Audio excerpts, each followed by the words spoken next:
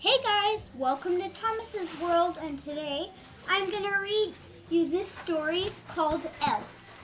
And it's pretty long, but I'm sure you guys are going to handle it, so let's get started. Okay, so now I'm going to start reading.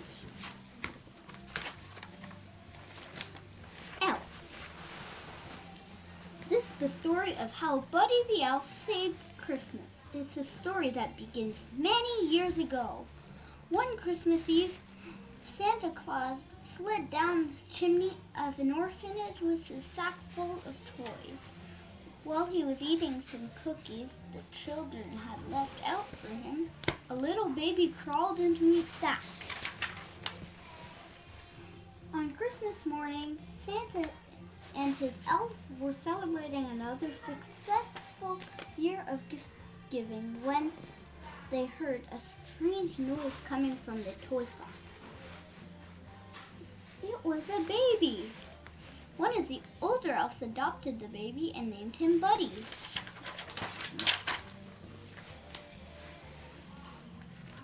The code of the elves. 1. Treat every day like Christmas. 2. There's room for everyone on the nice list. 3. The best way to spread Christmas cheer is singing loud for all to hear. So that was just the code of the elves.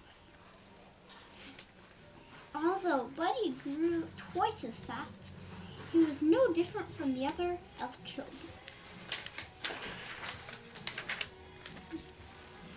But it wasn't always easy being a human in an elf's world.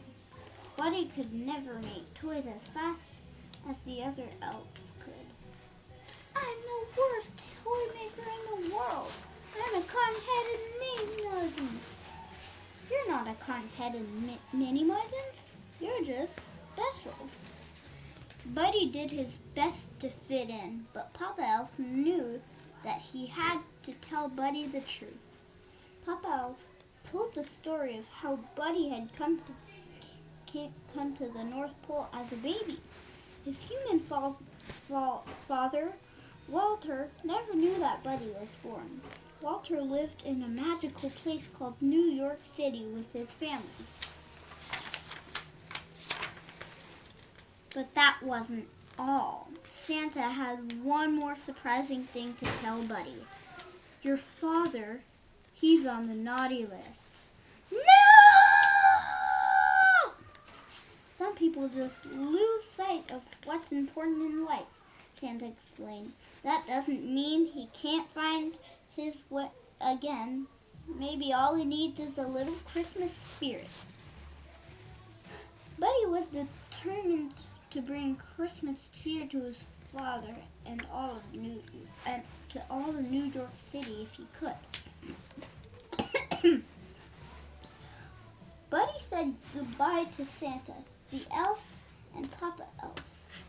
He knew that they would always be there for him. Bye, Buddy. Hope you find your dad. Look, guys. Buddy traveled through the 7 levels of the candy cane forest, past the sea of swirly twirly gumdrops, and then he walked through the Lincoln Tunnel.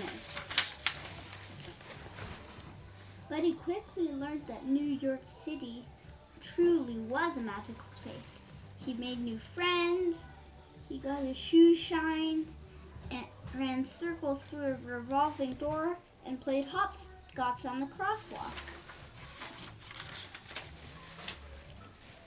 Finally, Buddy went to see his father, who worked in an office in the Empire State Building. But Buddy's dad did not want to see him.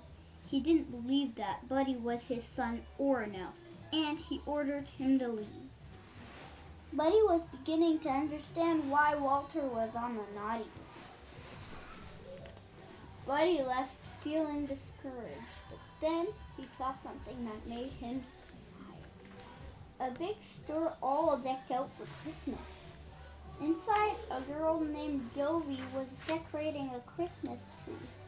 Buddy was glad to meet another human who shared his appreciation for elf culture. Jovi told him that Santa would be visiting the store the next day. Buddy was so excited to see Santa again. So I'm going to stop here and pick it up later for part 2 of Thomas Reed's Buddy the Elf. So, see you next time. Bye.